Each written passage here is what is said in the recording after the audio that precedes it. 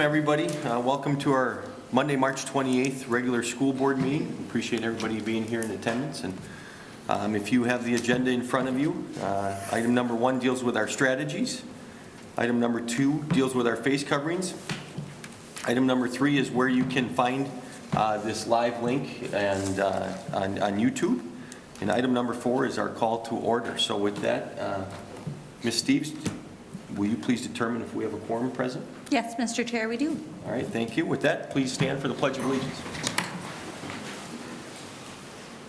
I pledge allegiance to the flag of the United States of America and to the republic for which it stands, one nation, under God, indivisible, with liberty and justice for all. All right, thank you. Mr. Bellingham, thank you for leading us in the pledge. You're welcome. The next item on here is number 5, acceptance of office and oath of office, Ms. Leanne Lechtenberg. So with that, I ask if you join me up here, please.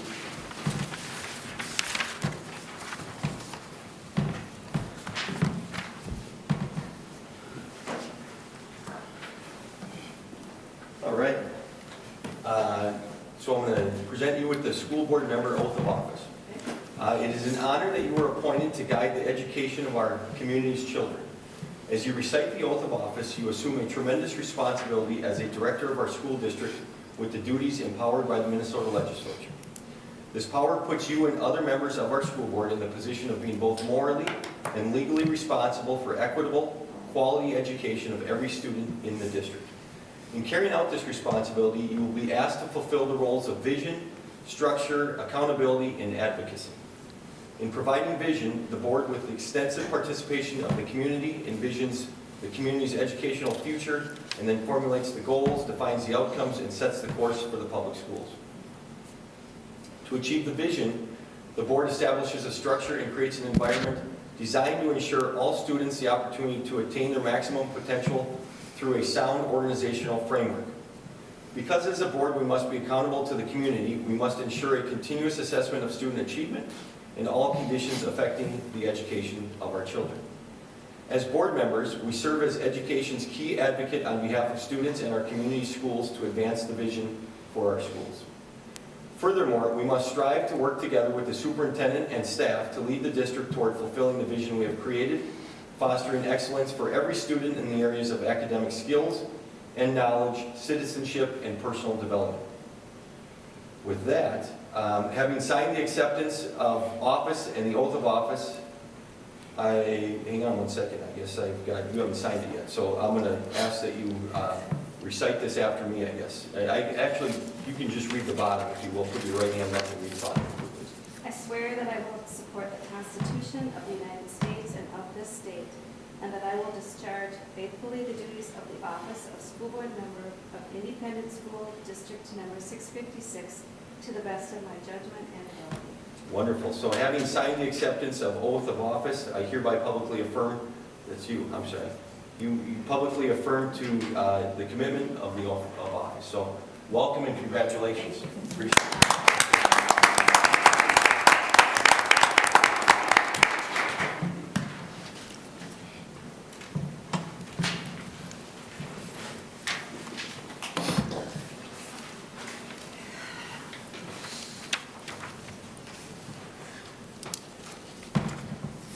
All right, that was item number 5. That brings us to item number 6, the approval of the agenda.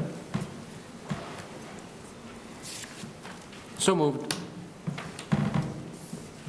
Second? We have a motion by Mr. Olson, a second by Ms. Steves. Any further discussion? Hearing none, all those in favor, please signify by saying aye. Aye. Opposed? Motion passes 7-0. Thank you. It's nice to be able to say 7 instead of 6, so welcome once again. The next item is number 7, the school board public comment guidelines. I'll just read a brief what's on the agenda, and then I will open it up to community comment. This is an opportunity for residents, business, and property owners, parents, students, employees of the Faribault Public School District to address the board. You must sign up in person at the board meeting and address the board from the podium. Members of the public will address their remarks with civility and respect. After being recognized by the chair, each individual will identify themselves and the group they represent, if any. Please state your reason for addressing the board. This is not a time to debate an issue, but for the board to hear your comments. Public comment is not available at work sessions, closed sessions, or special board meetings of the school board.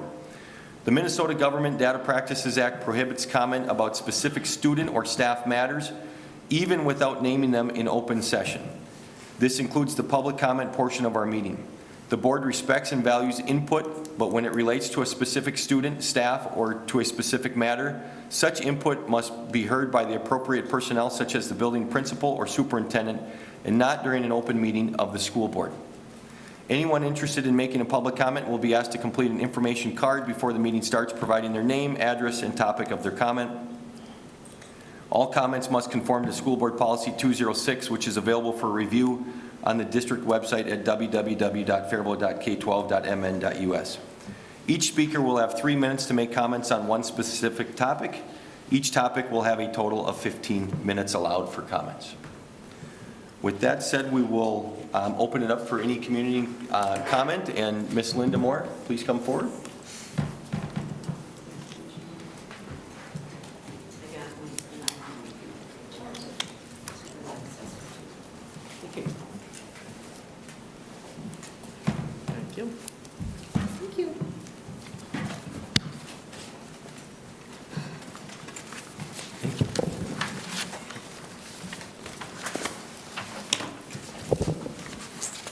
Thank you, board members. I'm Linda Moore. I'm one of many concerned citizens, and I'm going to be speaking about library materials. And this is for educational purposes only. Our children are our heritage, and what is done to them is done to us as God-fearing members of the district. We are responsible for the children in the Faribault Public School District, and board members especially are accountable to the children and to the public. I have given you each a folder, and I was going to ask some of you to read out loud. However, I know that this is not possible, so I will read. The first picture is a man in drag rolling around the floor of the library, of the public library. Okay. As you can see from the picture, this child is in a very compromising position with the man in drag. In fact, the Richfield, Minnesota Public Library brought in a man in drag who performs at night in an adult entertainment establishment to read to children during the day. It seems this is becoming the norm. Next, I will read from the highlighted section from a book in Faribault Roosevelt Elementary Library. Here it is. It shows a picture, a very inappropriate picture, and it says, "Make love and have sex. When a person puts his or her mouth on a female vulva or on a male's penis, this is called oral sex or oral intercourse. When a male's penis goes inside another person's anus, this is called anal sex or anal intercourse." There is also a picture of how to masturbate, and there's pictures with it. This is not appropriate. There's lots more in this book. This book is for ages 10 and older and is entitled "It's Perfectly Normal." Again, this is a book in an elementary school in our own Faribault Public School District. We have found more books with similar sexual themes in our Faribault Public School libraries and Buckham Memorial Library.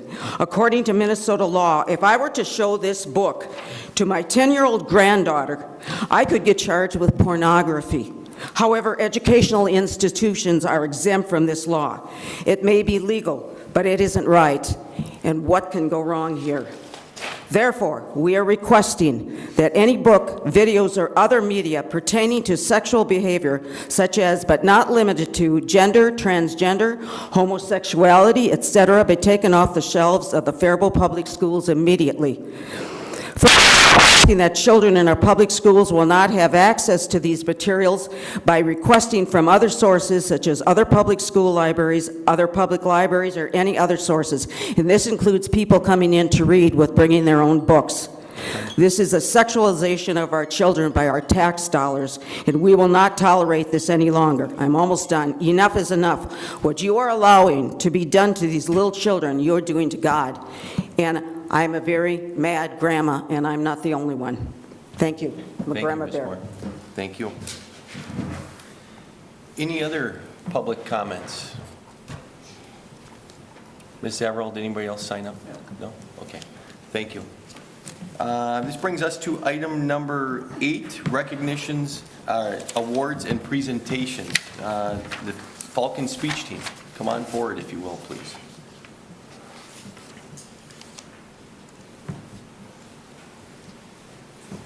Would you like me to print my name and everything? No, you're good. Okay. You're good. That's for community I comments. just Thank wanted you. to make sure. Yep, thank you. Hi, my name is Isaac Hines. I am a language arts teacher at the high school. I'm also the Falcon Speech Team head coach, among several other hats that I wear in this district. But you're not here to see me. I wanted to give you a chance to really see what this team is about and see what we've been doing. This team is in its second full season. Our first season, unfortunately, was cut short due to COVID in 2020.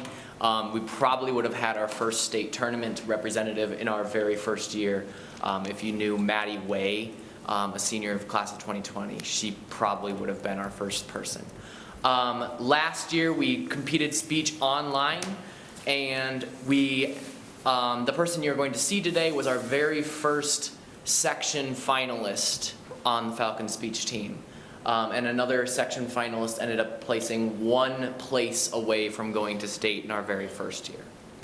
In our second year, this year, we have the person you're about to see who is arguably the best speaker in our section. You have the person who I would like to show you next month who are the best speakers in their section. They just won the conference tournament about 2 weeks ago, which is a tournament against basically our entire section. In just 2 full seasons, we have built a team. We are currently at 15, and over half of them are expected to finals, to go to the final round at speech.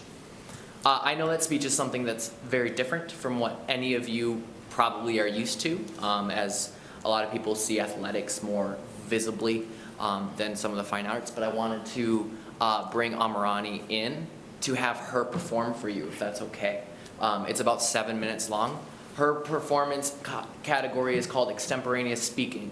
Essentially what happens with Amirani is she doesn't know what she's speaking before 30 minutes before she speaks it. She is given a section of a short story. I gesture over here because she's prepping. And sorry. She is given a selection from a book. She's read the book before, but she's given a selection. She doesn't know exactly which selection she speaks before 30 minutes before the round starts. And she has 30 minutes to prepare it, and then she speaks it in front of a judge. So if you all are okay with it, I would love to go and grab Amirani and have her speak one of her favorite parts of this book. Okay. Wonderful, thank you.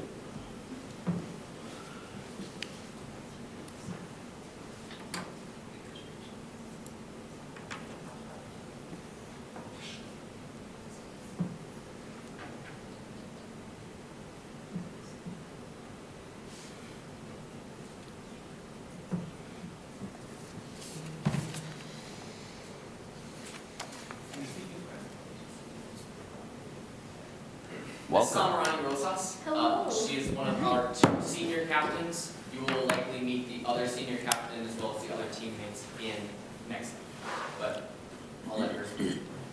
Welcome, you can come forward a little bit closer. This is on YouTube, so if there's any chance you can use, if there's any chance you can use the microphone or just have it real close to you, that'd be wonderful. And you're welcome to stand, sit, whatever works for you. Thank you. When I was younger, it didn't take me long to realize that I looked a bit different than most kids in my class. Like Amal, in this chapter, I was raised by parents who immigrated to the United States. Though I always thought it was pretty cool to look a bit different, as I grew older, I realized that some people will not embrace those differences. There is No Long Distance Now by Naomi Shihab Nye. lightning. Amal walked up to Joe and Raphael in the hallway. "It would be really nice," she said, "if you could stop making bad comments about my country in class. They are completely irrelevant to the topic and also inaccurate." "Why'd you leave it if you love it so much?" Joe asked. "I left because I am a minor and my parents moved to the United States. If your parents moved to Japan, would you stay here?" "Definitely," Raphael said. "Ain't no way I'm moving to Japan." Amal closed her eyes. Lockers were clanging around them. The hallway smelled of athletic shoes after a steamy run. "She's gone to sleep," said Joe. Amal spun around without opening her eyes and stepped into English class. They'd been discussing Edgar Allan Poe, and no one but Amal seemed to know that he had been an authority on mollusks as well as a poet. The Raven would probably not have been the poem he wished to be remembered for. Also, she did not believe Poe died of a drug or alcohol overdose, but more likely of diabetes, which often went undiagnosed in his day. "How do you know these things?" Mandy had asked her. "I read." Amal had also been to the Poe Museum in Richmond, Virginia, which changed everything at how you looked at him. He had incredible, graceful handwriting. No drug addict would be able to write that well. "Amal, you look stunned," said Mrs. Melker. "Have you been struck by lightning between classes?" "Yes," she said, "the lightning of ignorance." Mrs. Melker raised her eyebrows. Amal carefully eased into her chair and tried to smile. An art of its own, the rueful smile. This had been her favorite class all year. Mrs. Melker paid astonishingly particular attention to every student. If someone had a raging headache, for example, by the end of class, Mrs. Melker would have noticed it on her own, without being told. She had a talent, a gift. She knew when people broke up or even when their parents did. She was an observer. Today they were working on their transcendentalism essays in class. Miss Melker made them handwrite their papers, which pleased Amal because she had retained her penmanship skill. It would have pleased Thoreau too. He might have made them write with pencil. Some of her friends complained bitterly, said they could only use a keyboard now. Their writing looked clumsy and erratic. Back in Lahore, all class papers had been handwritten, though some students had computers at home. Amal liked to make flourishes on the tails of her letters. They looked almost Arabic, graceful as swans at the park. Joe, in his geometry class, felt a sharp twinge in his side. Appendicitis? Did that girl do voodoo to him? Did they have voodoo wherever it was she came from? He felt a little restless about rousing her. Of course it wasn't her fault. All the bad stuff that was going on in the news, in the world. What did she say her parents were again? That one time he accused them of living in caves. Scientists. She said they did medical research. Yeah, sure. Maybe if he were having appendicitis, they wouldn't even fix him. She had said he should read newspapers online from other countries to see how the United States was depicted.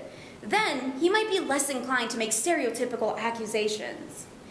He said, "I don't even read the school newspaper." She said, "Part of your problem."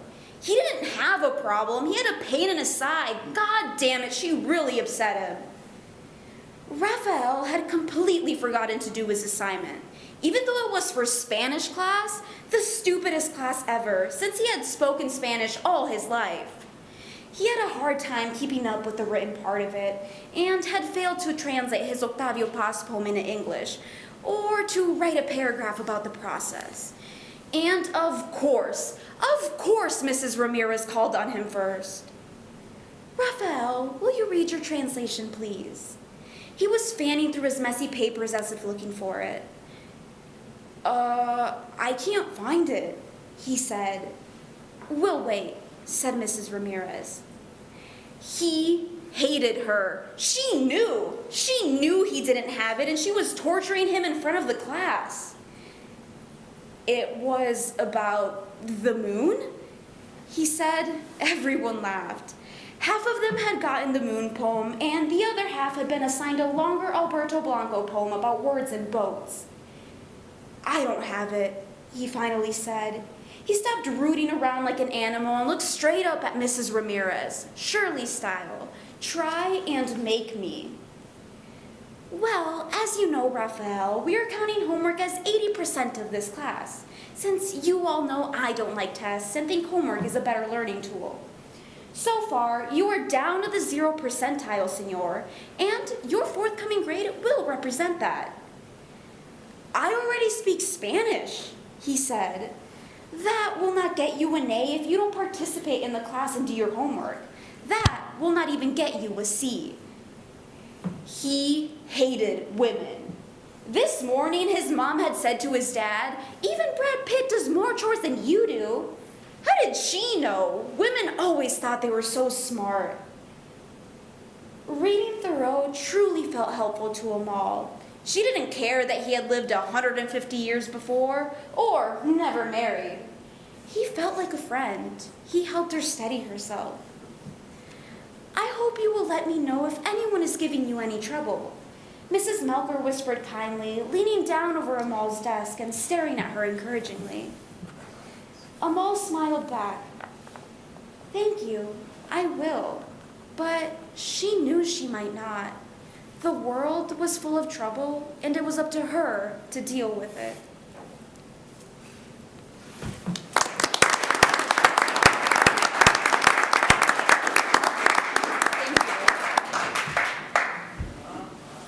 Great job. Great job. Thank you. Okay, that concludes our recognition, awards, and presentations. This brings us to item 9, the consent agenda. I will entertain a motion to approve the consent agenda. So moved. Second. We have a motion by Mr. Robichaud and a second by Ms. Cavalier. All those in favor, please signify by saying aye. Aye. Opposed? Motion passes 7-0. Just as a reminder, we do not have any discussion on the consent agenda. This brings us to item number 10, retirements. 10A is the retirement of Ms. Deborah Barr, 26 years here in Faribault Public Schools. I will entertain a motion to approve this retirement. So moved. Mr. Olson? We have a second? Second. Ms. Steves? Any further discussion or comments? All right, I would just like to thank Ms. Barr. I don't know if she happens to be watching. Can't imagine what else anybody would want to do on a Monday night in late March, but anyway, 26 years of dedication to Faribault Public Schools is a very long time, and so just thank you, Ms. Barr, for all of your efforts and time spent here. So with that, any other comments or discussion? All right, we have a motion by Mr. Olson, and we have a second by Ms. Steves. Hearing no further discussion, all those in favor, please signify by saying aye. Aye. Opposed? Motion passes 7-0. This brings us to the next retirement, item 10B, Cheryl Carbone, 5 years of service. I'll entertain a motion to approve. So moved. I'll second. Wonderful. We have a motion by Ms. Cavalier, a second by Ms. Lechtenberg. Any further comment or discussion? Once again, I would just like to thank Ms. Carbone for her 5 years of service here in Faribault Public Schools and wish her nothing but the best in her future endeavors. So with that, all those in favor, please signify by saying aye. Aye. Opposed? Motion passes 7-0. Next item on the retirements is 10C, the retirement of Ms. Laura Childs, 24 years of service. I'll entertain a motion to approve. Mr. Chair, I'll so move. Do we have a second? Second. Mr. Olson? We have a motion by Mr. Bellingham and a second by Mr. Olson. Any further discussion or comments? Mr. Chair, just make a comment. I just want to note that Ms. Childs was really a nice centerpiece for getting our pathway started for our medical team. She's actually the teacher of the medical terminology, and she did a great job through that whole process in helping us get the pathway started. Wonderful, thank you, Superintendent Sesker. And just to Ms. Childs, 24 years of service, a huge thank you and best wishes in the next chapter, whatever that may be, and we greatly appreciate your service. So, all right, hearing no further discussion, all those in favor, please signify by saying aye. Aye. Opposed? Motion passes 7-0, thank you. And the last one here under retirements, under 10D is Ms. Cheryl Ward, 12 years of service. I'll entertain a motion to approve. So moved. We have a motion by Ms. Cavalier. Do we have a second? Second. I'm going to give that to Ms. Lechtenberg. Any further comments or discussion? All right, once again, just a big thank you to Ms. Ward and best wishes in the next chapter, whatever that may be. So we greatly appreciate her 12 years of service to Faribault Public Schools. Hearing no other comment, all those in favor, please signify by saying aye. Aye. Opposed? Motion passes 7-0.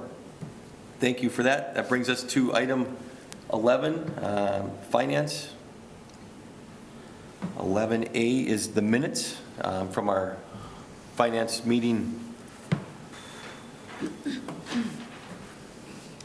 Is that right, Mr. Gertis, February 14th? Yes? Yeah. Okay. The next item is 11B, the budget. And Mr. Gertis, you want to come on up and give us a report on this, please? Wouldn't that be for March? I opened the minutes. This is the one I was absent at, which was February. Yeah, it is. So yeah, we're always a month behind, Mr. Olson. Oh. With the minutes from the meetings. Oh, you are, okay. And Chad, I think you were the one that didn't want to show up because it was Valentine's Day, if I recall. So. I did show up. But he was there, yeah. 7:30 in the I morning. honored my commitment. So, if you pull up the attachments for the enrollment report, just an update there, you'll see the updated numbers for February that are almost now, I guess, a month old. We still are working off of, I guess I am still working off of a list of PSEO students that have registered for classes. I don't know whether they've taken them or not. So we're really hoping by the end of March that gets trued up so that we can true up at least first semester and give you some accurate data. These are still estimates all the way back to September, but hopefully relatively accurate estimates. So you can see we're still 48 students ahead of budget that was set, adopted budget that was set.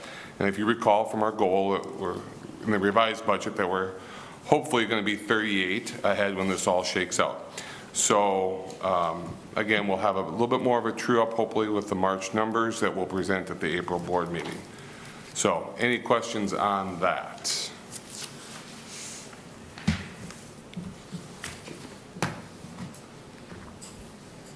Thank you. Okay, so that's the enrollment. So the next, you want to walk us through the financial reports? So the next report that you guys have is the investment report.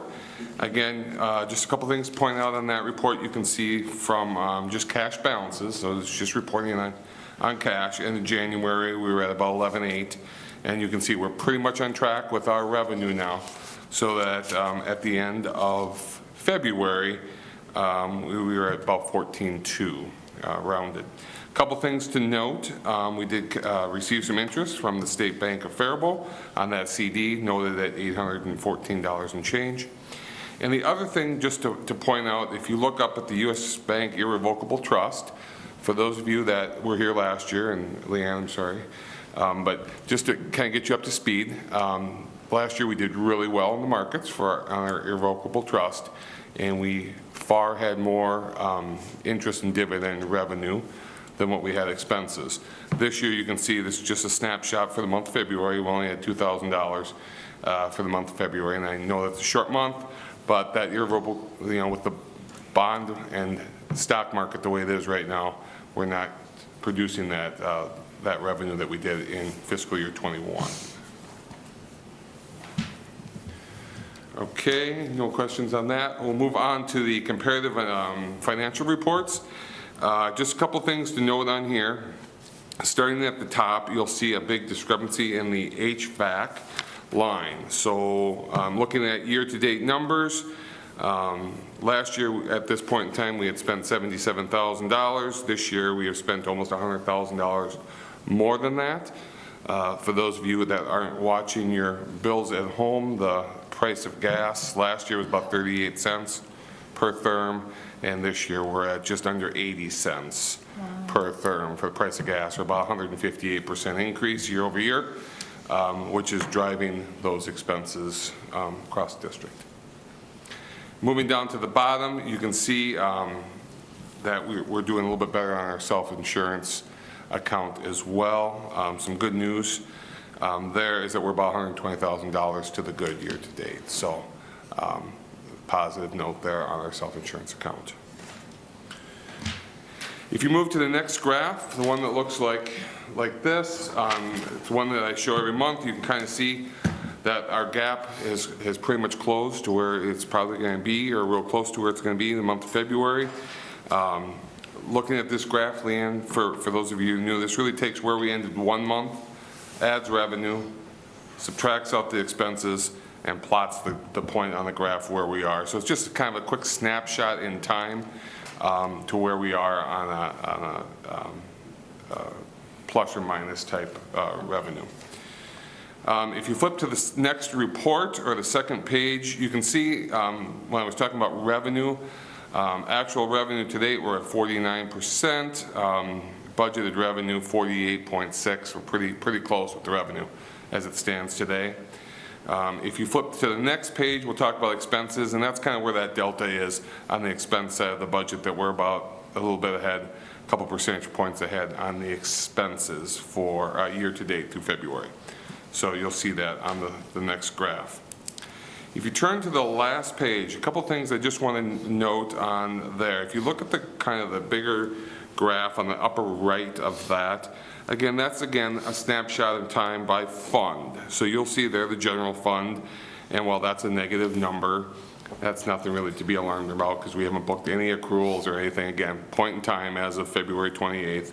But if you move over to the food service fund, you'll see that that has a really large positive balance.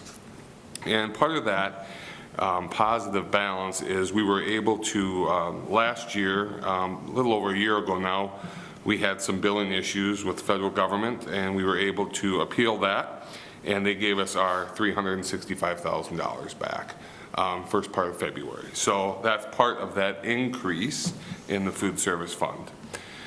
If you look across, again, everything else is a point in time. Our construction fund, if you recall last year, we posted all the revenues last year, right, when we sold the COPs.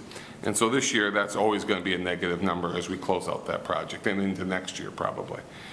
Debt service, we haven't received all of our debt service property tax revenue yet, so that'll be coming. And over there in our internal service fund, you can see that $120,000, that's our self-insurance account to the good. And you can see our irrevocable trust, as I mentioned earlier, is in the hole year to date. Any questions on any of that? I went through that kind of fast. I will try and take questions if anybody has any on where we're at as of the end of February. Questions, comments? Nice appeal on the food service fund, it appears. Yeah, that worked really well. Now we just have to find a way to spend that and get below our cap. Because you can only carry so much. That's right. So. Okay. Thank you. Appreciate it.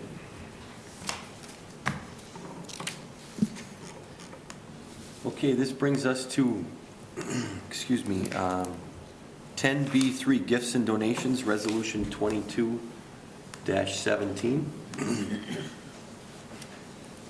Number 1, donations for the nest at the Faribault High School.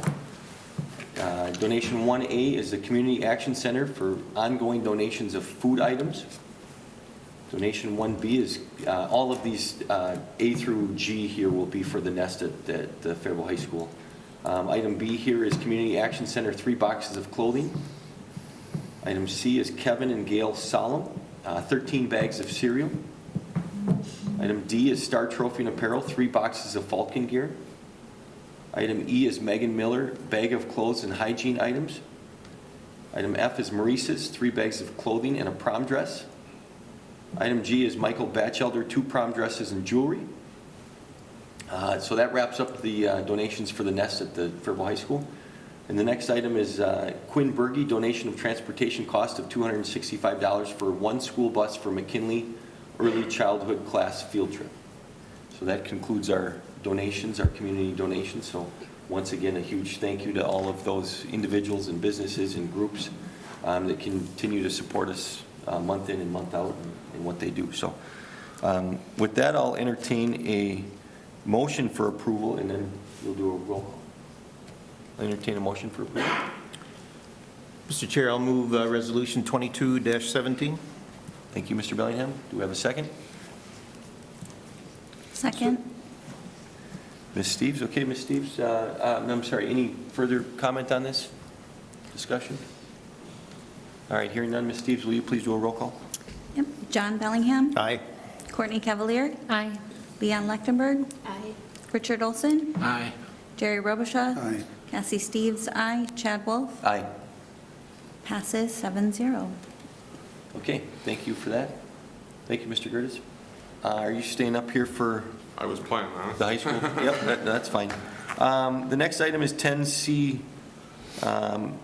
All these items here have been reviewed by the Finance Committee and are suggested for board approval, just so you know that the Finance Committee has seen them and they have voted on them. So item 10C1 is consider approval of the high school iPad purchase. We'll once again do a roll call, or I'm sorry, do a motion first, and then we'll have you guys further the discussion. So I'll entertain a motion to consider the approval of the high school iPad purchase. So moved. Second. All right, we have a motion by Mr. Robichaud, a second by Ms. Cavalier. Gentlemen, we'll turn it over to you for some leadership here. Yeah, just to give a little background about this particular purchase and kind of a plan that Scott and I have been working on for the next couple of years for a few large purchases that are going to need to be made. The problem we had is knowing that we have access points that are coming up for renewal. Access points are how we connect to the internet. So there's one right here, and that's how everybody in this room is able to connect at the same time to the internet. We're going to need to replace about half of our inventory of access points in the next couple of years, and that's due to the kind of standard phase out that happens just like your phones phase out. You know, eventually the hardware on the phone can't keep up with the software that the company wants to put on it, and therefore it becomes kind of forced obsolescence. So our access points are nearing that point, and we actually have some that are past that point. And just like your phone, they keep working for a time, but we end up with more and more problems as time goes on. So we knew that we were going to have those coming up, and we had been looking for a way to be able to fund that purchase. The other one that we have coming up is we have projectors that are starting to fail on a regular basis. And that's, again, they're 5 or 6 years now down the road. That's of these particular projectors that were purchased, that's the expected lifespan. And so we're at the point where when they're used day in, day out for 8 hours a day, that they're ready for replacement. And so we had this problem of these couple of scenarios, and we've been talking about how are we going to solve that problem. We ended up with some unexpected revenue this year. The bulk of that was COVID related. So we've got 2 funding sources that came in that we weren't expecting. The first is Emergency Connectivity Fund. So what that is it's a reimbursement program for anything that gets kids on the internet. That includes devices and includes things like hotspots. There were 2 rounds, and in the first round, I applied for hotspots, and we were awarded that. In doing so, I found that there were other schools that applied for iPads, and for a reason that doesn't really matter here, I hadn't applied for our iPads the first time around, but I applied for that the second time around, and actually today, that money landed in our district, about $220,000. So that landed literally today. So that was obviously a huge bonus for us that we didn't expect, right? This was unexpected income. On top of that, we are able to sell our iPads, our old iPads, for a very high price that we didn't expect. Right now, with all the chips being in short supply, we're actually getting about $120 per 3.5-year-old iPad. So these are the iPads that we replaced at the middle school. We've got that. We've sent a first batch of those out to sell, and then we've got a second batch that is currently being evaluated by a purchaser. On top of that, we do get actually a reimbursement for anything internet related as far as our infrastructure goes. So again, buying access points, we purchase them, and then we actually get an 80% reimbursement after the fact. Taking all that money together is able to be allocated between this year and next year to fund all of these projects. So what I'm asking for today is using some of these funds currently in order to fund these iPads, which then through being able to shift when we're buying things, whether it's this year or next year, it allows us to fund all of these projects over the next year within kind of my normal budget, rather than having to look at creative ways to fund them. And so that's really what I'm asking for today, is to fund the iPads in particular, but that perpetuates then availability of funds for these other projects. Board members, questions or comments?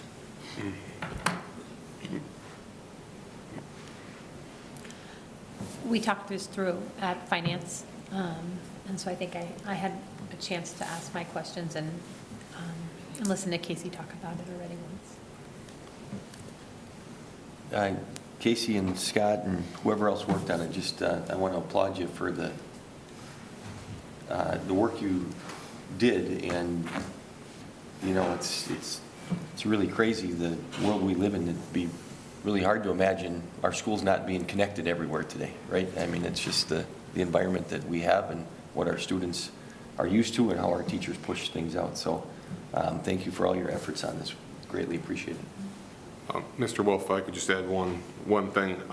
Just as a side note, this is a official bid because it does break bid threshold. I just wanted you guys to be aware of that. It's a sole source bid because it is Apple products, and it's kind of, there's only one way to get those, but I just wanted you all to be aware that this is an official bid request. Just since you mentioned that, can you just refresh everybody what that really means when you got to go out for an official bid? What that threshold is? Absolutely. So the state of Minnesota defines a bid is anything of material value that is over $175,000. So when we have an estimated project, whether it's a construction project or a materials purchase like this, we have to follow the state bid law. And bid law allows for sole source purchasing, in this case, when there is only one vendor that you are able to buy those from. And so in this case, Apple only sells, the only place we can get iPads from is from Apple. So this would be a sole source under that statute. Thank you. Does that help? Yep, appreciate it. Any questions or comments, Mr. Olson? Yeah, what do they do with the old iPads? Yeah, that's where we've been able to sell them. And so, and we've been selling them at $120 per iPad on average. So we've been able to take something that we can't use anymore because the battery life isn't there, and somebody else refurbishes them. And they use them as iPads, or what do they do? I honestly don't know for sure. I can't imagine that they don't, I guess. It'd be surprising to me if they ripped them apart, but I don't actually know for sure. Mr. Chair, just follow up on Mr. Olson's question. Do you give the students an opportunity to buy their old pads? We can't, because we actually have to go out for, we have to put it out to the public in order to be able to But if sell a them. student bids on it, as a public member. We put it out as a lot, however, so they'd have to bid on all of them, essentially. All of them? Yeah, because we put it out as a lot of Oh, them. you do? Okay, Yeah. not individual iPads. Okay, thank you. And Mr. Robichaud, that is again following state statute for disposal of taxpayer-funded equipment. Thank you. Any other comments or questions? Okay, appreciate it. We do have a motion by Mr. Robichaud. We have a second by Ms. Cavalier. Hearing no other discussion, all those in favor, please signify by saying aye. Aye. Opposed? Motion passes 7-0. Thank you. Brings us to item 10C2, consider approval of Phoenix School Counseling Contract for Bethlehem Academy. I will entertain a motion to approve this. So moved. We have a motion by Ms. Cavalier. Do we have a second? Second. A second by Ms. Steves. Mr. Gerdes, you want to walk us through this Yep. briefly? So this is an annual contract, at least for the last 3 or 4 years, between Bethlehem Academy and Phoenix School Counseling Services. Bethlehem Academy, along with the other non-public schools and homeschools, are given an allocation from the state of Minnesota that is funneled through the public school district. So they get an allocation for textbooks, they get an allocation for Phy-Ed and health equipment and curriculum, and 7th through 12th graders are also given an allocation for counseling services. So Bethlehem Academy has chosen to use their dollars that they receive each year for counseling services through this institution. So this is just approval of this contract. So while there's no numbers on here, it is based on a certain dollar amount, which for next year is $298.05 per person, and it'll be based on the actual number of kids that they certify as of October 15th through us to the state of Minnesota. So it'll be roughly about $60,000 in total for them for next year. Okay, thank you for that. We do have a motion by Ms. Cavalier and a second by Ms. Steves. Any further questions or comments, discussion regarding this item? Scott, would you just explain about the administrative fee for everybody, so that everybody understands how it works, that the money gets funneled through us? Absolutely, Courtney. So after we add up all of the individual allocations to all of the non-publics and the homeschools, we certify and send that to the state of Minnesota. We are reimbursed at a rate of 5% over and above what the actual expenses are that we certify to the state.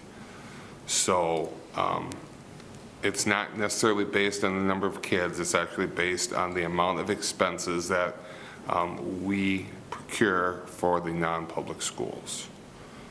So we get about 5%, which is roughly $9,000 to $10,000 in administrative overhead for that, which, as I mentioned in finance, certainly doesn't come close to covering those costs for the amount of paperwork we do.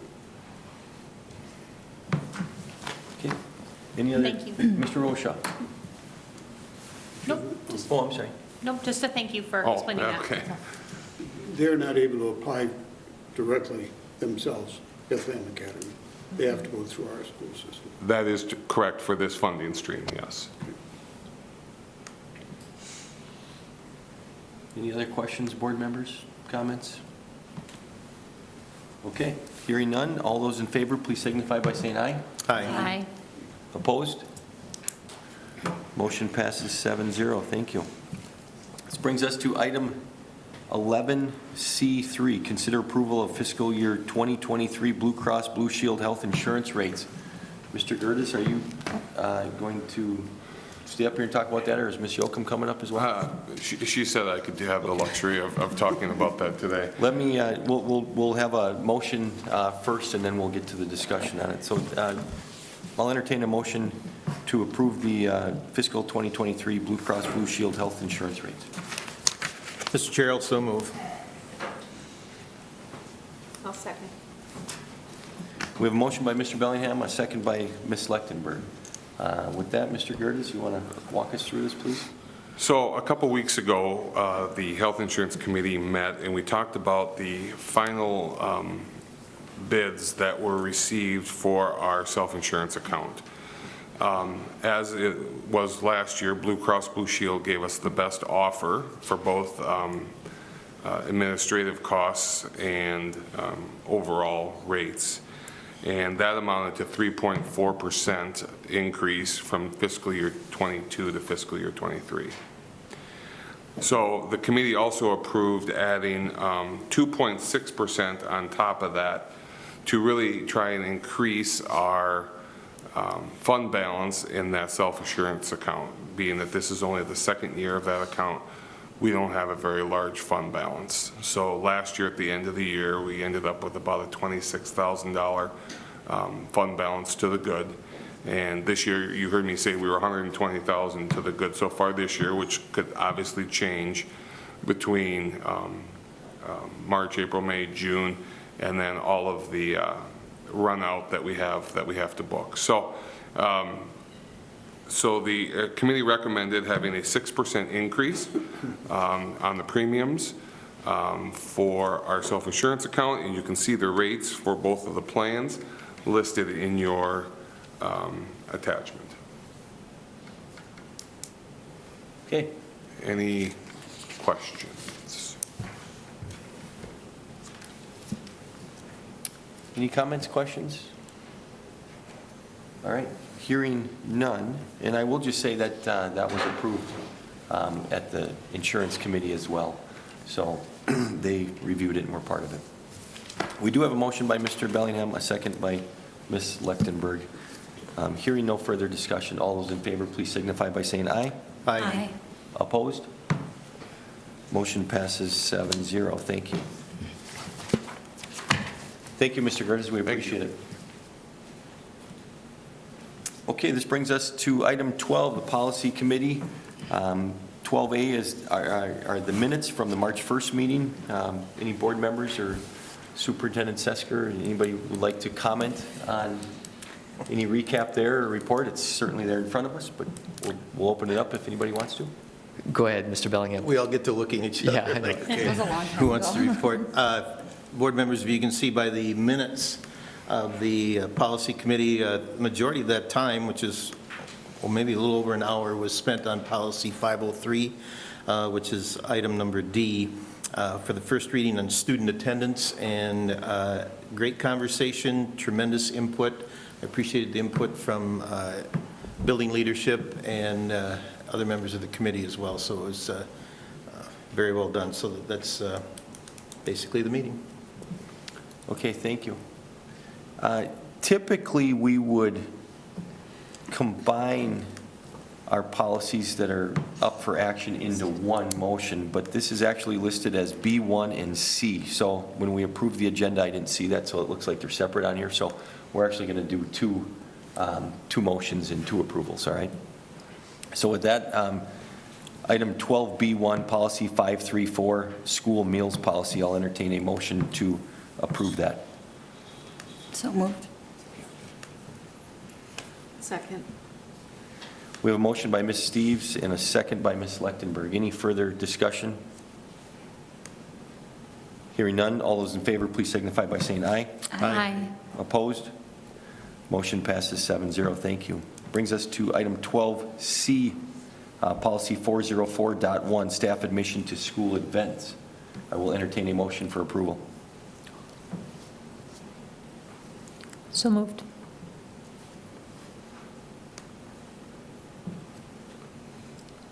Second.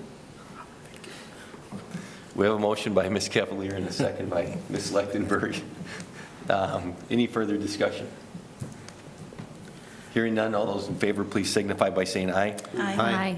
Opposed? Motion passes 7-0. This brings us to item 12D1, and this is a first reading, so this is only a discussion or report. For approval, it will come back 1 month from now. So Policy 503 is the student attendance. Any questions or comments regarding policy 503 that anybody would like to ask or mention?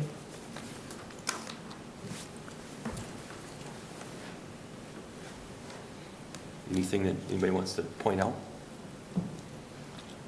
Mr. Chair, if I may, I guess the only thing I'd like to point out, as I alluded to before, this policy is quite lengthy and has a lot of details regarding student attendance, et cetera, in there, so I would encourage each board member to make sure you read and examine it as the first reading, and obviously contact Mr. Sesker or Ms. Steves or myself.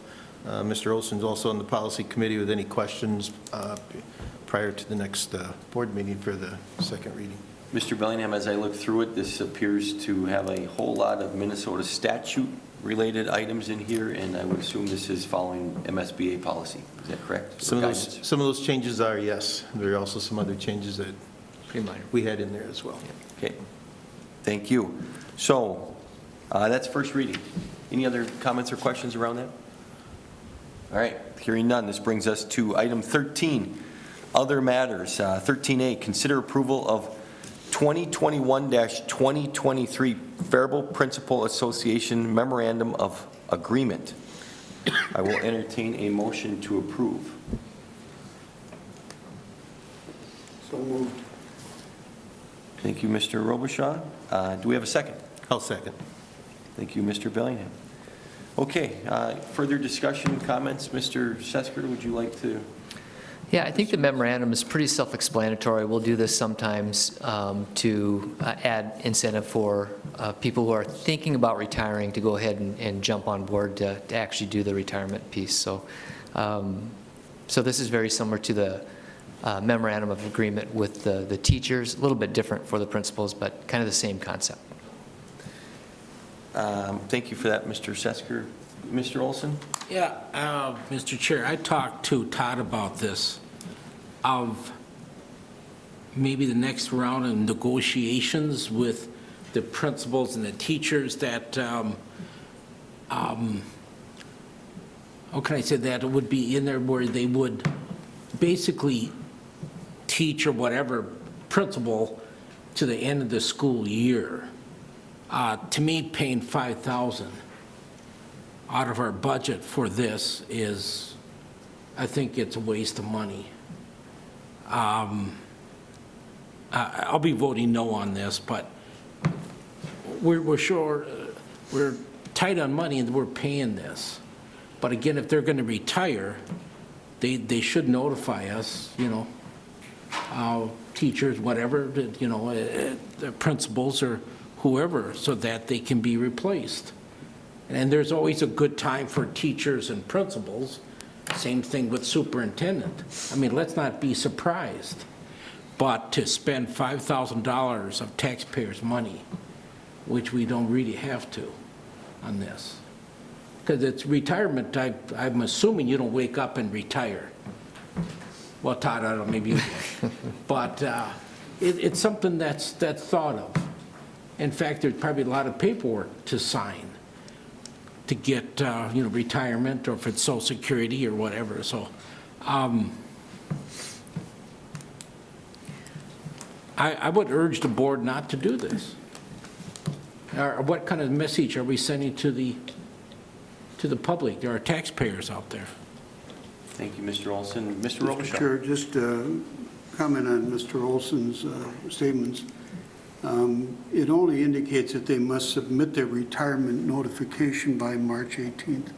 Doesn't say they are not going to continue serving the district for the next couple, 3 months until the end of the school year. Also, as indicated here, as we all know, the shortage of school administrators is hitting the communities across the state, as they are with the shortage of school superintendents. So I think the more lead time we have in being able to secure the services of principal is going to be a benefit and a cost savings to the district. Other comments or questions? Mr. Sesker, just following up on both Mr. Olson and Mr. Robichaud's comments. Mr. Palmer is continuing to fulfill his principal duties through the end of our school year. That's correct. He's submitting his retirement paperwork. He's submitting it early, to follow up on Mr. Robichaud's point. By us encouraging him to do it early, we're able to hopefully get a jump start, if you will, on this position, filling this position, hopefully with better quality candidates sooner rather than later. Is that fair to say? Yeah, that's exactly the purpose of it. Okay, so he is continuing all the way through the end of the school year? Okay. Yep. Okay. And then also go to Mr. Olson's point, we are going to look at negotiating, get a deadline within the contract. That doesn't guarantee anything, but it'd certainly be nice to have in a lot of those contracts a deadline when they should retire. So we'll take a look at it. It's always negotiable. That's the piece. Okay. And I just want to, this is only for retirement, not for departures. Correct. Therefore, this $5,000 severance pay will only come up when we have principles of retirement age. Right, and actually for the paperwork to be in, it had to be filed last week, so it's actually past that deadline. So, yep. Okay.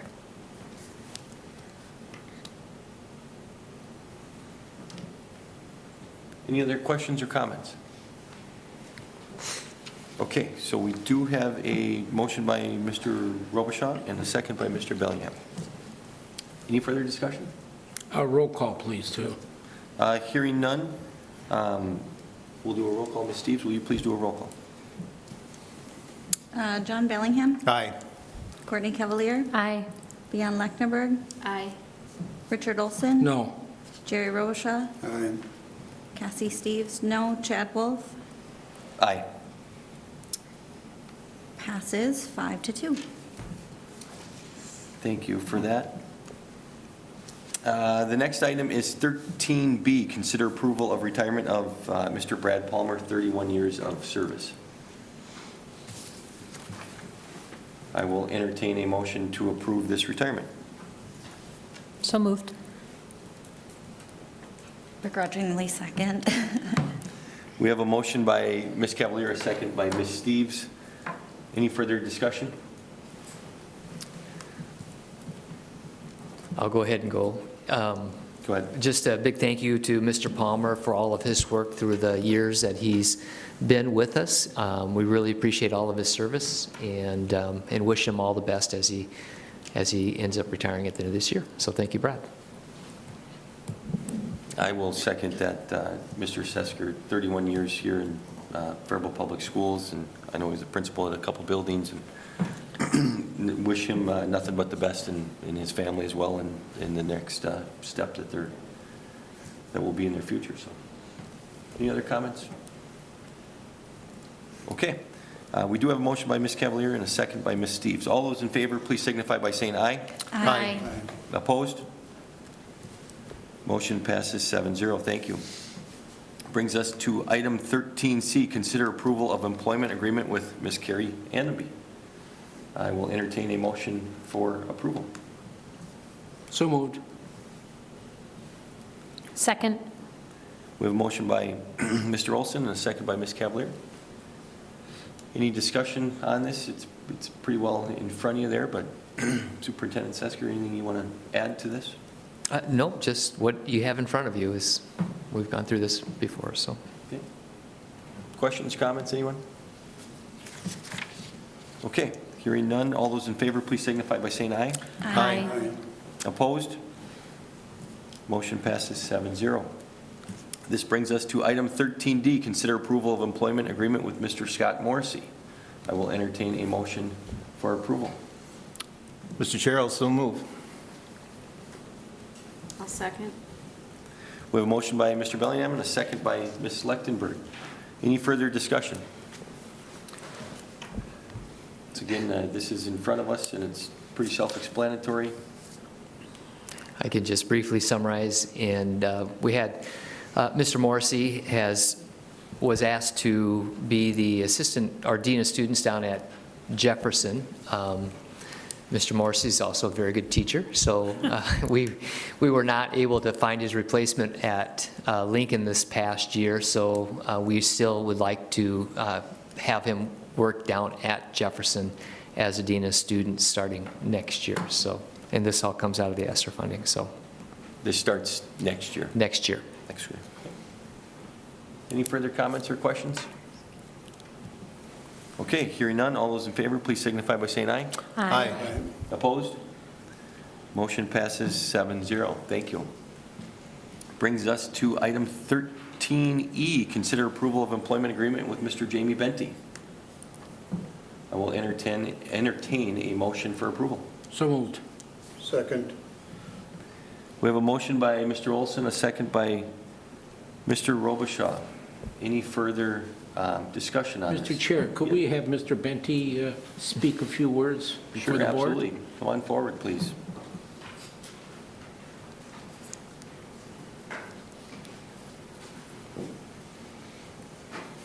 Welcome, Mr. Benty. Thank you. Anything specific that you would like me to speak on?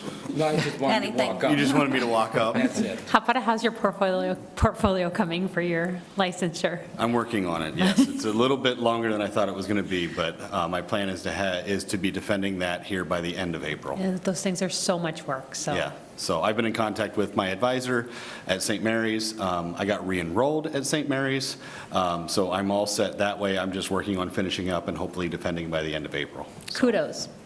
That's great. Any other questions or comments?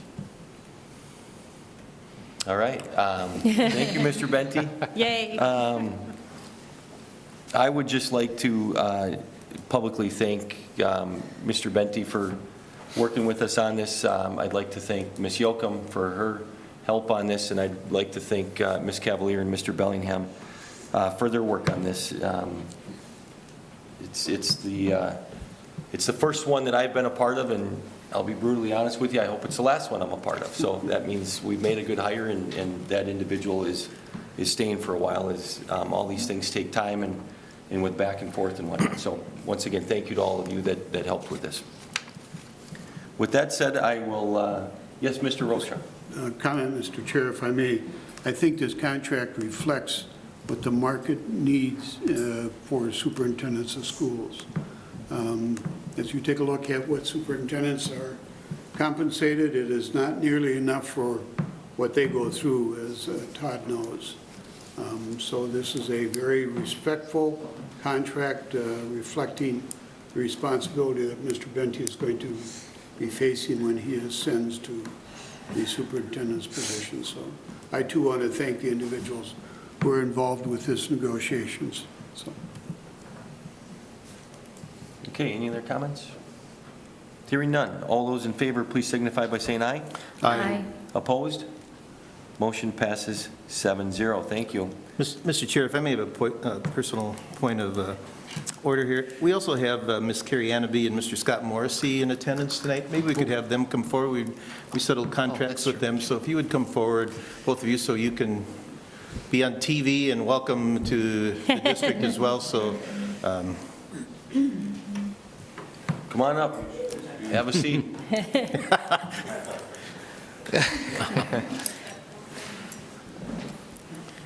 If you want to say a few words, you're welcome to. Just want to thank you guys for everything you guys have done and continue to do for our district.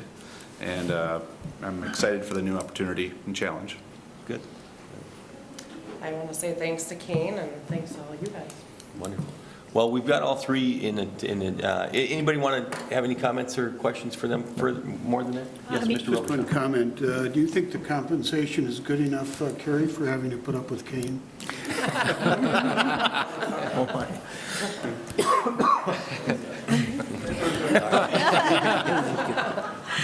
We appreciate all you both do already at the district, and so really glad that these, these growth opportunities are here for both of you, and Carrie, that this job, reflects more what you've been doing for us all along. So I think that's great. Thank you. Thank you. Yeah. Maybe we can give a round of applause for all three. All right, thank you. Thank you, Mr. Chair, for that opportunity. This brings us to item 13F. Consider approval of Resolution 22-18, probationary staff to be non-renewed for the 2022-2023 school year. Do I have a motion for approval? Mr. Chair, I'll move Resolution 2218. We have a motion by Mr. Bellingham. Do we have a second? Second. We have a motion by Mr. Bellingham, a second by Ms. Cavalier. Any further discussion on this item? Comments? Superintendent Sesker, you want to just make a note on this? Exactly what this is, or make mention exactly what this is, so everybody's on the same page here? Yeah, so this is a list of staff who have been, either by the recommendation by the principals, either non-renewed or part of the budget reduction process.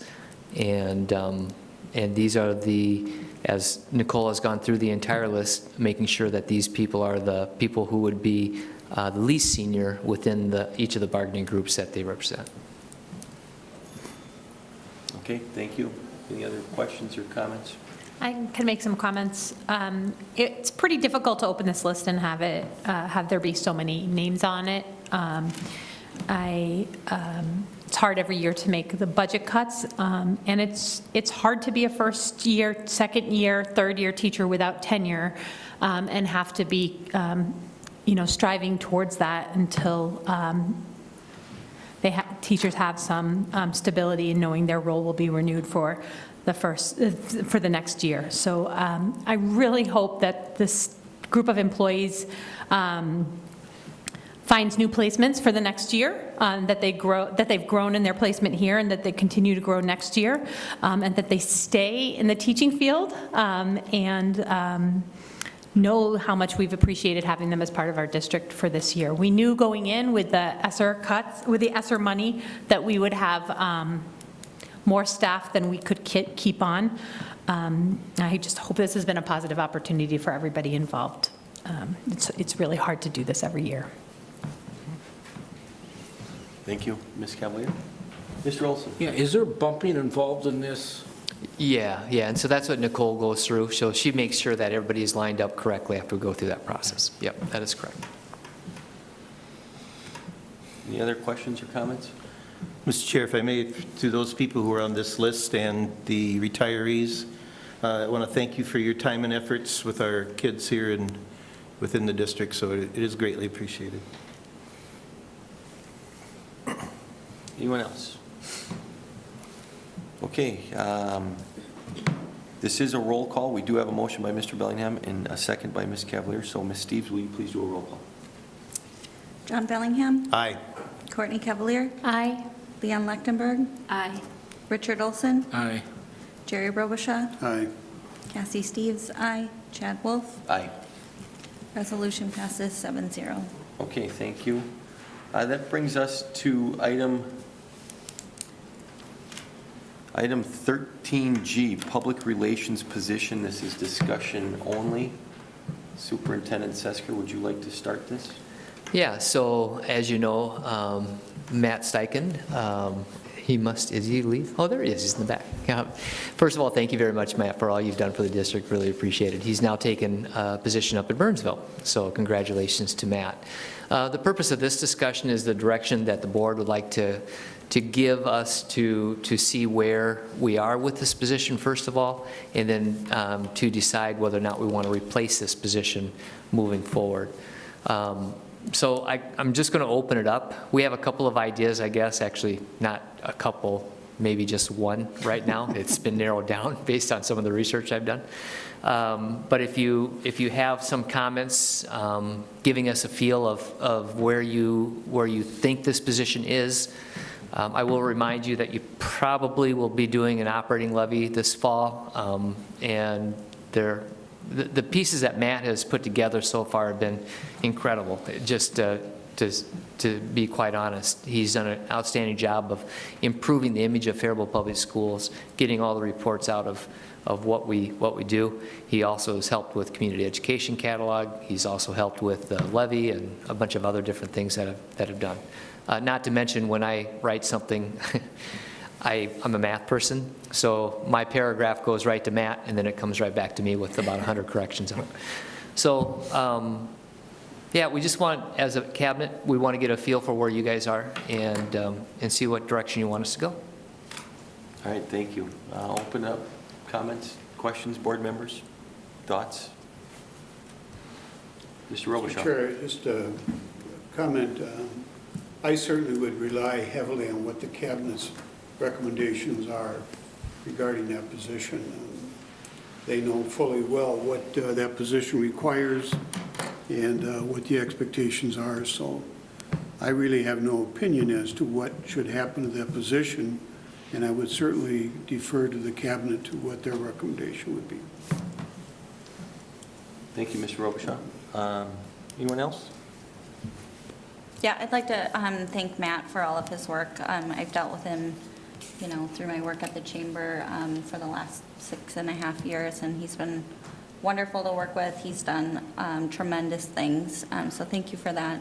I would be in full support of whatever the Cabinet suggests. I do think this is a position that we do need in our district. Thank you, Ms. Steves. Anyone else? Mr. Olson? I'll make a simple statement. This is a luxury we can't afford. For many years, we didn't have this position. The last few years, we did. This is, again, we have to be responsible for our tax money, and this is something that during this time, we just can't afford. Thank you, Mr. Olson.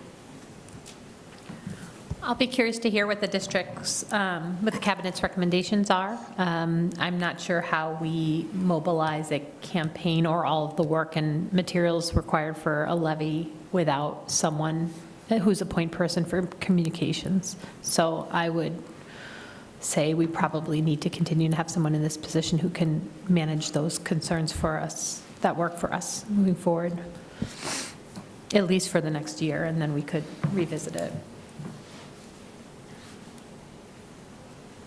Mr. Bellingham or Ms. Lechtenberg, any thoughts or comments? I just want to make sure the floor is open. I'll let Leanne go ahead. No. I'll just be listening to see what the Cabinet comes up with and looking to see historically what this position looks like.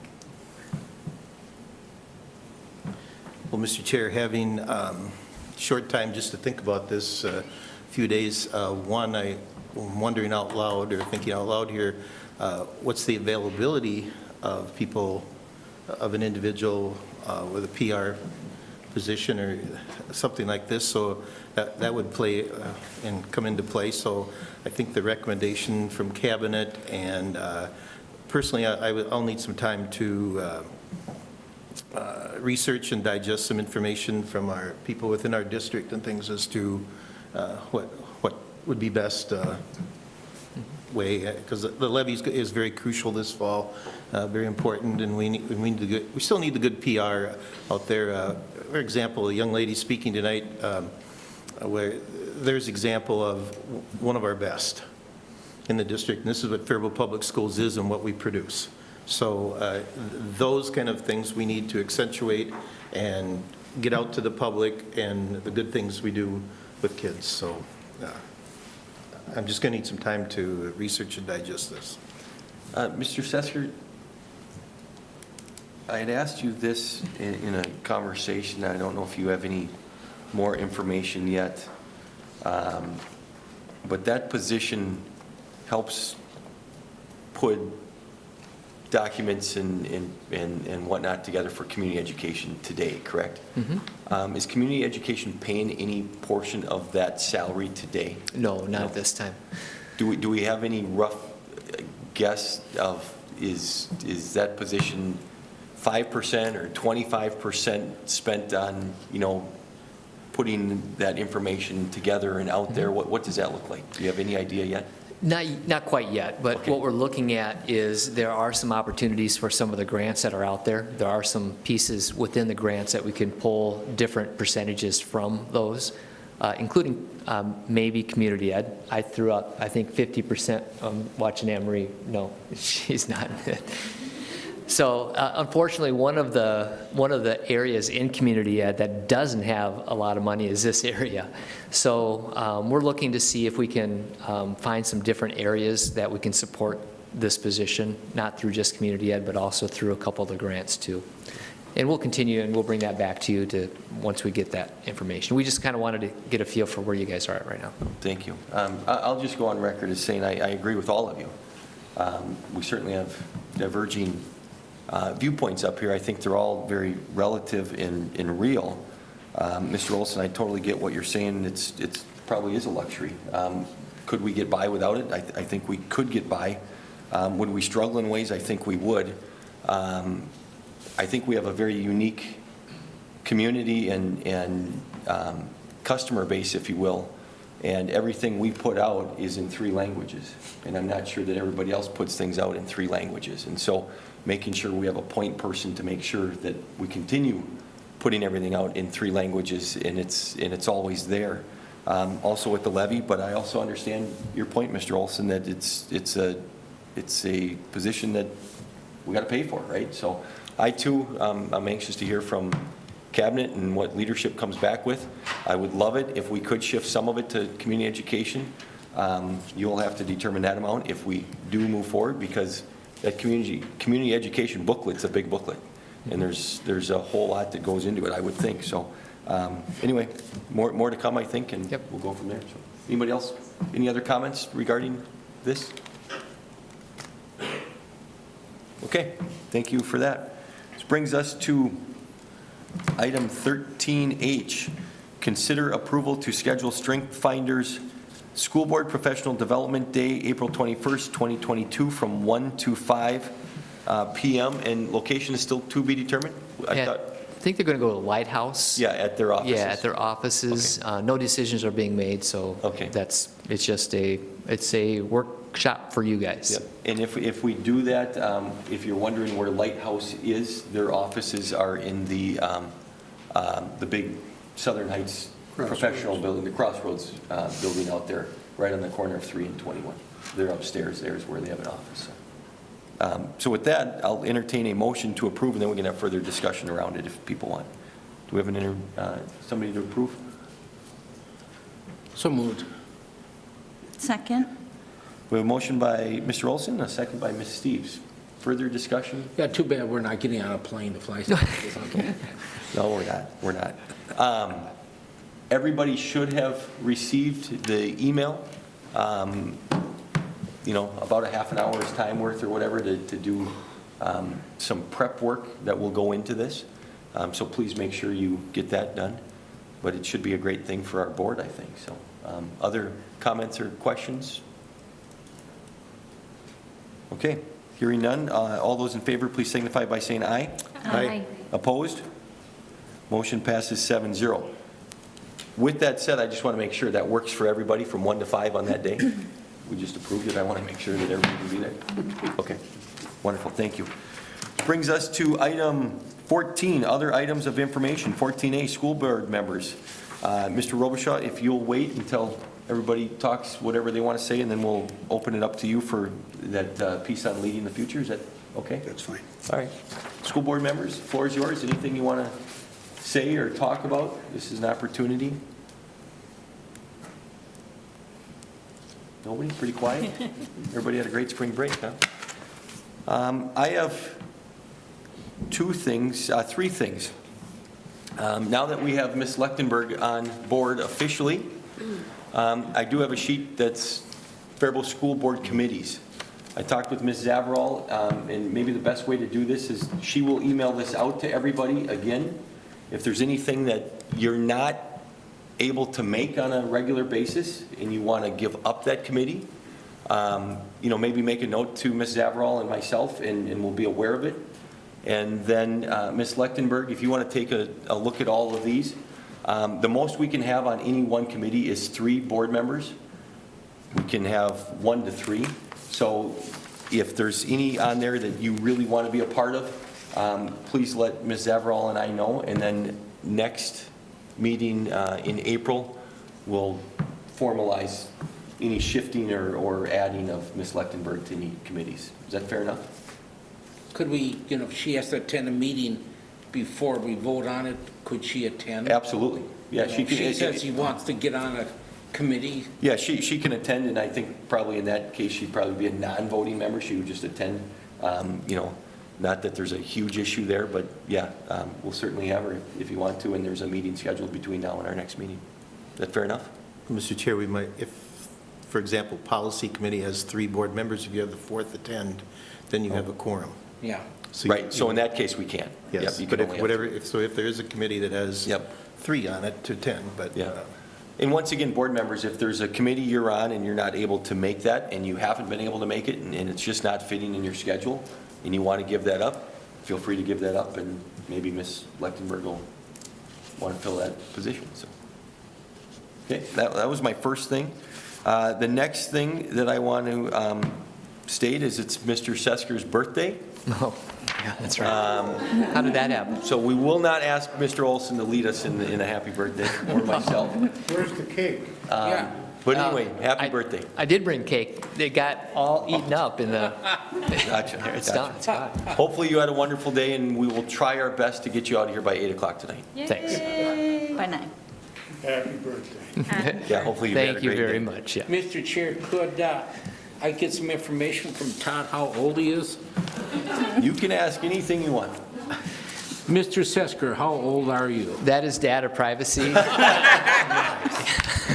Great reason. Policy, whatever, no. 59, No way. yep. Congratulations. Thank you. Happy birthday. Older than that? Younger. Thank you, Mr. Olson. You're welcome, That's sir. right. I will get you that coffee next week. Okay.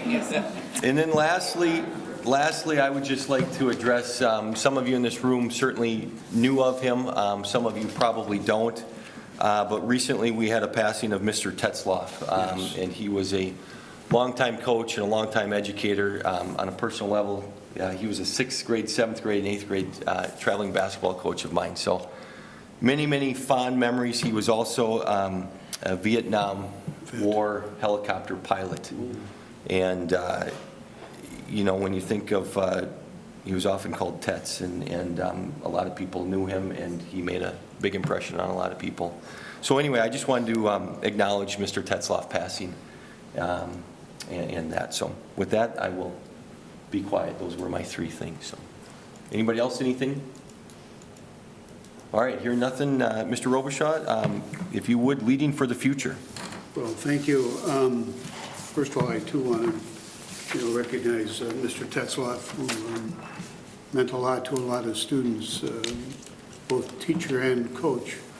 And it's really unfortunate because 3 of the high school football coaching staff have recently passed away, with Mr. Oliphant recently, and Mr. Tetzloff, and several years ago, Mr. Nolan. So some great people have passed away. I also want to welcome Leanne. I think you were in the district when I came here, so she's much younger. She started much younger than I did. So anyway, welcome. Thank you. And glad to have you with us. I'm going to thank, I think, Kathy for sending out the article on leading to the future. I hope you've had a chance to read it, and I do have some highlights that I just want to go through of the activity that I was involved with. It was a collaborative effort between the School Boards Association, the University of St. Thomas, and an organization called Knowledge Works. If you've had a chance to go onto their website and see what they have a number of resources. One of the, let me first of all indicate that the outcomes of this organization, or this staff development cohort, had 3 outcomes, and they wanted to apply futures thinking, mindsets, and tools to school board work for the purpose of creating more equitable, responsive, and sustainable futures of learning. Analyze, craft, and advocate for local and state level policies. Develop capacity and relationships that support collaborative and ongoing learning. Engage in practices of shared ownership in school board work. 3 of the individuals who are facilitating this cohort were Kathy King, who was from Knowledge Works, Ann Olson from Knowledge Works, and Lucy Payne, who is a professor at St. Thomas University, and also a school board member at Montemedi, and she was one of the co-authors of that article. One of the things they gave us was a bunch of cards which says tools to help you think. I don't know what they meant by that. I guess maybe they thought we needed some tools to start thinking. And there's a number of ideas in here, and I'll pass them around for you to take a look at and just reflect on whether or not those tools are applicable to your thinking. The process was set up through Zoom conferences. And because of the pandemic and COVID, we were not able to meet publicly or in person. Unfortunately, I never met any of the individuals in my cohort because of that personally, other than through Zoom. But we had started in January of 2001, and we went through until this last May of 2022. There were 17 members in the cohort, all board members, very diverse group of individuals. Majority of them are women. Majority of the women were persons of color. And like I said, all board members from all different segments of the state, from Walker, Hackensack School District to Minneapolis, St. Paul, and Robbinsdale. So we did have a chance to react and relate to a number of individuals across the state of Minnesota. One of the tools that they provided us to take a look at futures thinking, by the way, they were not in the intent of saying that what is currently in place in public schools is not working. It is working. It's just we need to look beyond today of what our school systems may look like when it comes to learning. So we need to move beyond where we're at. And the organization that provides that leadership of a district meeting, moving, is this organization called the school board. And that really has to set the culture of moving toward a different dynamic in schools. It was a very unique open discussion in our small groups about what we thought schools should look like in the future, where they should be. Personalized learning came up a lot of discussions. Competency-based education came up. One of the things that they presented to us to give some thought to was what they called thought partners. Thought partners are individuals whom you look at to dialogue with, discuss with, debate with when it comes to, my thought is this. Let's sit down and talk about it as a thought partner. Give me some reactions, critical as well as positive reactions to where I'm coming from. Am I way off base? Am I on target? How do we align with those issues that are facing public education? So when you reach out, one of the things they talked about when thought partners were, it's a conversation with a constituent to get their perspective on something that is discussed at this particular cohort. It can be done on a one-on-one, or it can be done over the phone, or however everybody wishes to do it. It is not necessarily a group. It is not a group. The more you get into a group, the more you kind of lose some of that one-on-one dialogue. So they're indicating that, and this comes from this organization called Knowledge Works. These are some of the tools. It gives you an opportunity, a thought partner gives you an opportunity to talk to folks in your community about what resonates most with you. Think about what you hope to learn from the conversation about the topic and how this person can help you think about the topic. So again, it stretches your thinking about a particular issue that you're uncomfortable with or perhaps comfortable with, and how that deals with. And here's one of the most important things. Remember, not all discomfort is something that needs to be solved. So if you're uncomfortable, that's okay. Thought partners can come from any particular area. They can come from administration within the district. My thought partners were from post-secondary, secondary and industrial credential, and local agencies and public departments in other fields.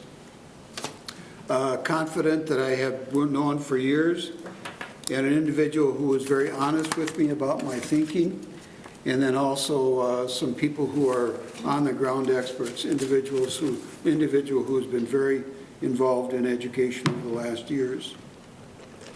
They also went into shared ownership. We as a board don't own all of the issues. It is a shared ownership issue that we need to deal with. So here's one of the, I'm just going to give you a couple of highlights here. Shared ownership is an approach to leadership which leaders support and learn from members of the community. Shared ownership is an approach to leadership in which leaders support and learn from members of the community. So, for example, who gets feedback? Traditional stakeholder engagement is generally the stakeholder with long-standing relationships within the community. Shared ownership is all stakeholders who have an interest or would be affected by the policy changes are engaged. Feedback occurs in multiple settings. It is reciprocal, and it is integrated, transparent to the next steps.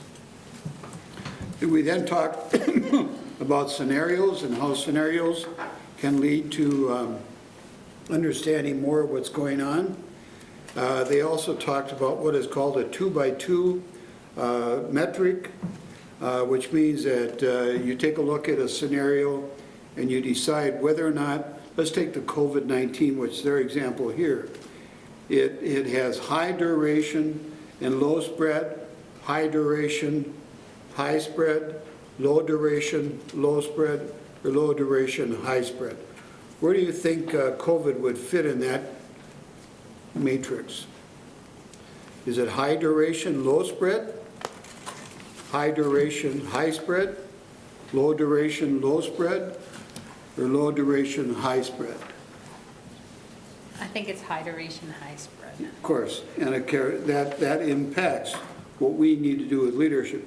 Look at how much discussion we had over the last 2 years about the impact COVID-19 had on our learning and teaching.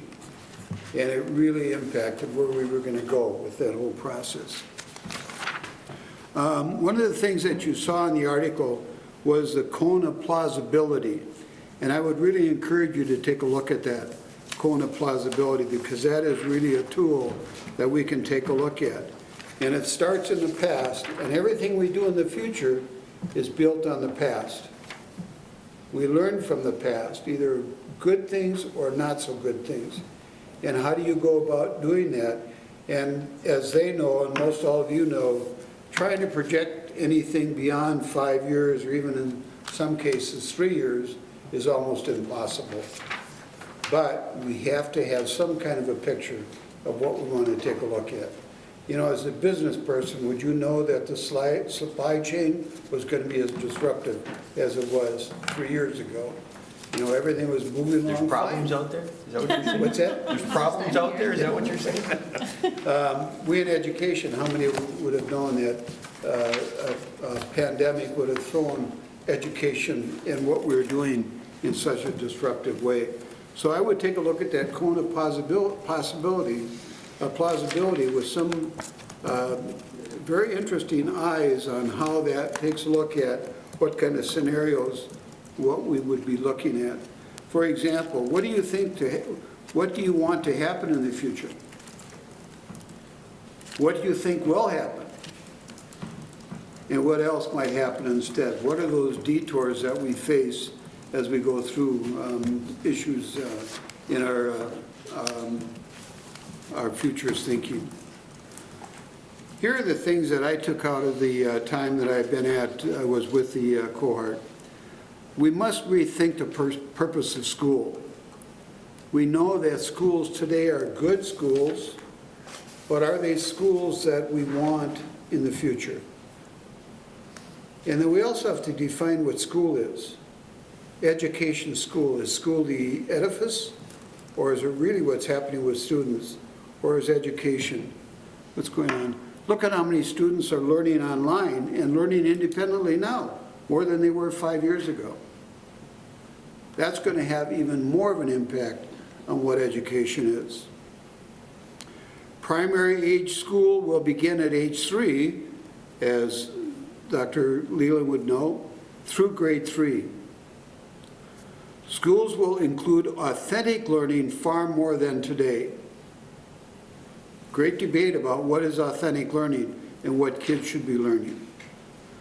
School leadership will emulate other professions.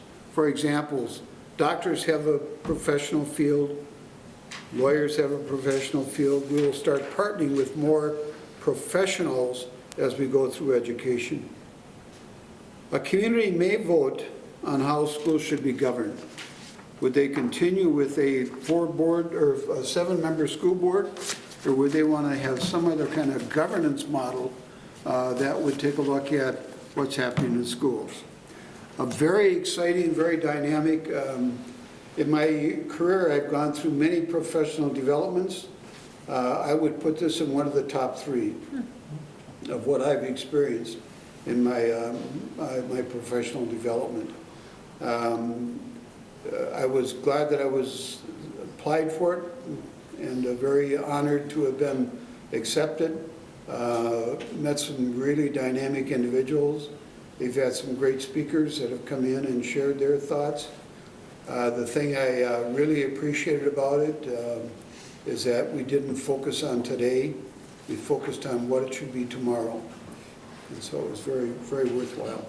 And I know that Cassie has applied, and I hope she is accepted in the next cohort, and anybody else that has that opportunity. So It's awesome. I'll be willing to and very happy to answer any questions anybody has about it. Thank you for your time and dedication to it. Great stuff, so thank you. Other comments, questions? Just one comment. I just love the perception, the different perception that's than what we're traditionally familiar with when we do strategic planning, and we're going out and we're projecting this direction, when in fact we should be looking at what it is out here and actually strategizing to come back to where we are presently. Yeah, So, they talk about back planning more than they do forward planning. yeah, it's pretty cool. All right. Thanks a lot for explaining that. Thank you. 14B, Mr. Sesker. Yeah, a couple things. Our Big Nine Soup meeting we had last week with the Big Nine schools, one of the number one things we're looking at is addressing the special education cross-subsidy. There's not a lot of momentum yet at the legislature. They are talking about it, though, which is good. So we'll see how that goes.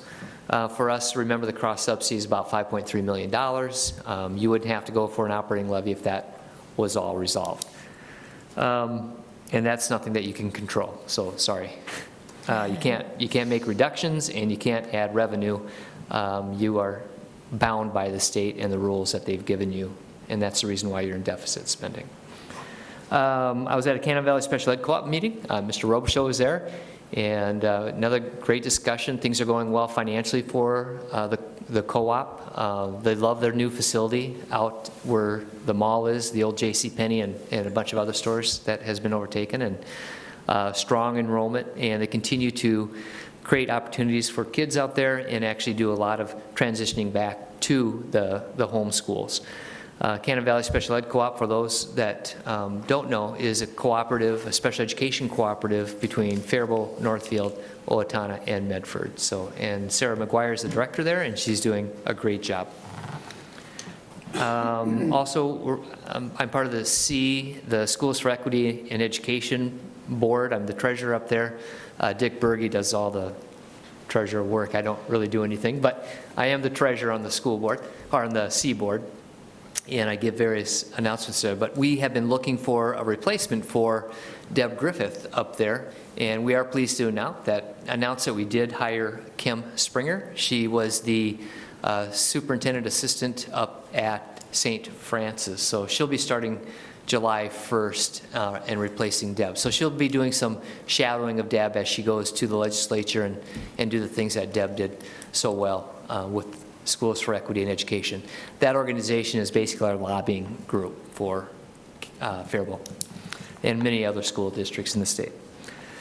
Let's see, and was at a Chamber of Trust meeting last week. Cassie was there and Nort was there, and we talked about some of the great things that the Chamber is doing, and and moving right along with some really, I think, pretty cool things that are going to be happening downtown. So I don't want to reveal too much because I don't know exactly what I can and cannot say, but I'll leave that to you, Cassie. Next So, month. but some pretty cool things happening in Faribault.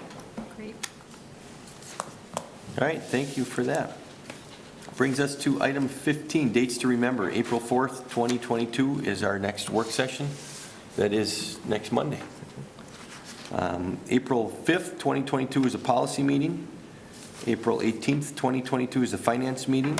April 21st, 2022, 1 to 5 is that Strength Finders School Board Professional Development that we just approved. And then April 25th, 2022 is our next business board meeting. Once again, Ms. Lechtenberg, welcome. We appreciate you joining us and welcome you to the group here. So, Thank you. It's an honor. On these dates, like the policy meeting and the finance meeting, is that something I come to or only those people on the committee. okay. Now, once again, if that committee has 2 people or less, then you could be on that committee. Okay. If they have 3 people, as Mr. Bellingham had mentioned, and all 3 people are there, those 3 committee Good to members, know. and then you came, that would be a 4th, and now we'd be in violation. We'd have a quorum, and so Okay. then we run afoul. So, yep. If you have any questions, you can reach out to Ms. Averill or myself, and we'll help direct as best we can. So she'll do a better job than I will. Yes, Mr. Olson. With Leanne, Phase 1 and 2, I believe they're required by law, but again, it's middle of the year, so I don't know. Could you call for at MSBA? Yeah, they'll send out updates to us, and we'll get those out as soon as we can. They understand that whole process, too, and Yeah, because yep, they'll get them on board. Okay. Yep, we'll get them.